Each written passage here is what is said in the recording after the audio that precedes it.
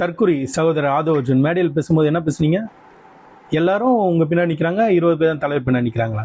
எந்த ஒரு எதிர்பார்ப்பும் இல்லாமல் எளிய மக்களை அரசியல் படுத்தி தொண்டர்களாக வைத்தில்லாமல் தலைவர்களாக உருவாக்கி வைத்திருப்பவர் என் விசுவாச தலைவர் எழுச்சி தமிழர். எளிய மக்களுக்கு ஒரு பிரச்சனை என்றால் எந்த நேரம் பார்க்காமல் மக்கள் பிரச்சனையை தன் பிரச்சனையாக களத்தில் நின்று களம் காணக்கூடிய ஆற்றல் மிக்க ஒரு தலைவர் என்றால் என் விசுவாச தலைவர் எழுச்சி தமிழர்.